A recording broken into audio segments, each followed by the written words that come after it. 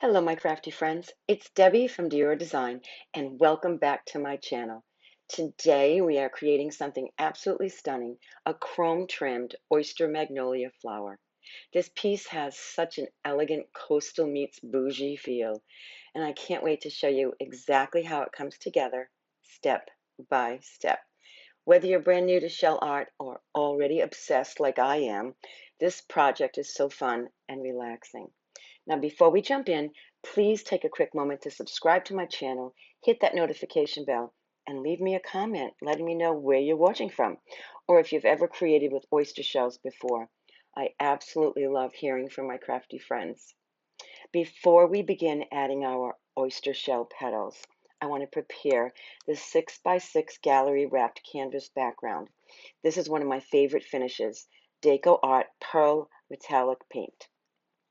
Now, when working with metallics, going back and forth is okay as you begin to apply it. But one of the biggest tips is to continue to go in one long same direction. This will help your metallic particles lay evenly, and it gives you that soft, elegant shimmer without streaking or patchiness. So remember to just go in one direction. You can go back and forth if you want to, but lay that last brush stroke in one direction. So it gives you like a smooth surface. I'm going to paint the sides of the canvas as well. And you got to remember that when the light hits any pearl finish, you're going to notice that it has a subtle glow that's really gorgeous. And it really does become a perfect backdrop for this bougie magnolia flower. And it'll add just a little bit of glam. But you want to make sure that you are going in one direction. Now, metallics tend to dry a little differently than regular acrylic paint, so don't panic if it looks uneven while it's wet. Once it dries, that beautiful pearlescent finish will really come to life. So just put it on. Sometimes it might take 2 coats, but because I am laying the metallic over a canvas that is already white, it should grip just fine, and 1 coat should be enough. If not, if you feel you put it on too thin, let it dry completely and go back and do a second coat. Now, I've listed all the supplies that I'm using today and the materials. Everything for this project will be in the description below, which will help you follow along easier. Anything that you need, you can just jump on the Amazon affiliate link. It doesn't cost any more. I pay the same amount that you do, but it's just easier for you to find the products that I'm using. I'm also going to be sharing some tips along the way for placement of your shells, some layering, some balance, and how to add that beautiful chrome finish that really makes the piece shine at the end. You'll notice that I already did the shells. That's a whole nother video. I wanted to keep this short. Today, I just want to show you how to lay them on. So now we build our magnolia flower petal by petal, and I like to use oyster shells. They're strong. They withstand the weight of more layers on top of them. And so this is kind of where my magic starts to happen. As I apply each shell, I use E6000, and the E6000 is going to give that shell long-term adherence and strength to the canvas. Now I also will be putting Gorilla Hot Glue, and this will give it that immediate hold, and I make sure that I don't combine or overlap the two glues. They don't work good together, all right? They don't play well together. So you want to put each glue in its own little separate spot. Now, as I lay it on the canvas, I'm going to be placing the shell under it just to help keep the shell flaring upwards, sort of like how a petal would grow on a flower. So I just want it to adhere properly and stay strong until it's completely dry. So that's what I'm doing here. Now, the other thing is that I don't want you to overthink placement too much. Just trust your eye.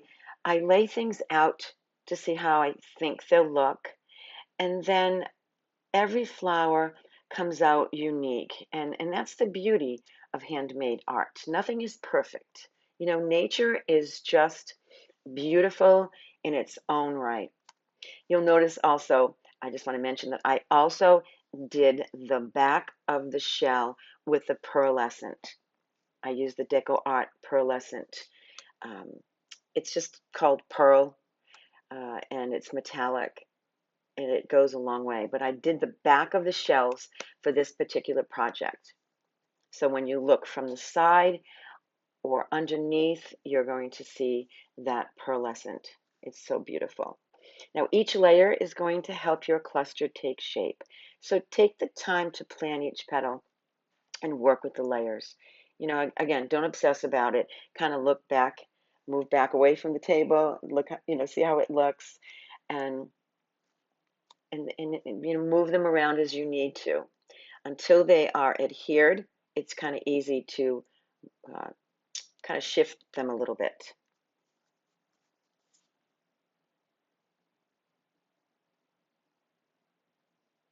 Now remember that nature's not perfectly symmetrical. So because these are oyster shells and each one of them sort of has its own organic shape, it's what makes the shell flower beautiful. And I like to place the petals so that the cluster, I guess you could say the flower cluster, almost looks like it's moving. It's just so pretty.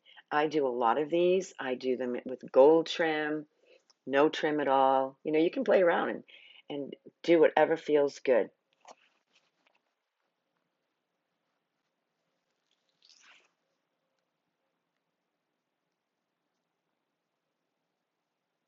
Take your time as you see that I'm doing here. You want to make sure that you leave those shells underneath those petals while they're drying completely.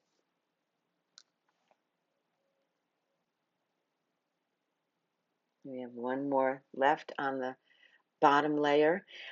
The other tip for you is that I tend to use larger shells on the bottom. And I don't, if you notice there's a space in the center of all of the shells, I don't cluster them too close because I want them to be out away from the center because my next layer is going to go on top of that and it will be a little bit closer to the center.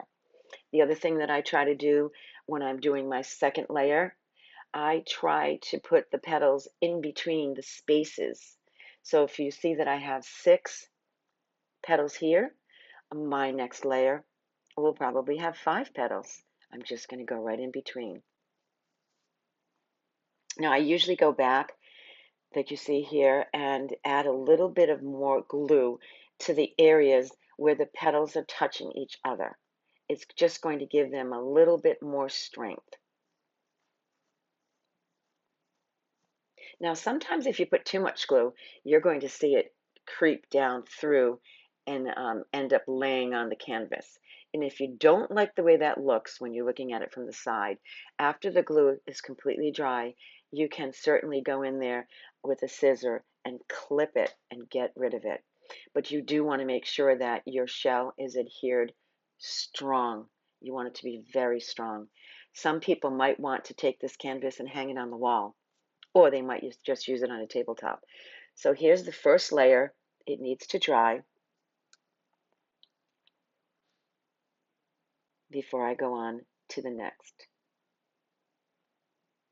I'm going to give you a sneak peek at what it does look like when you have your additional layers on. Look at the chrome detail, isn't it gorgeous? And I also added diamond dust on the lower level layer, and I added some pearls at the top and a cluster of rhinestones in the center. And it's completely done. It's so dimensional. It's beautiful. And don't forget to check the description below for supplies. Thank you for being with me and have a wonderful day.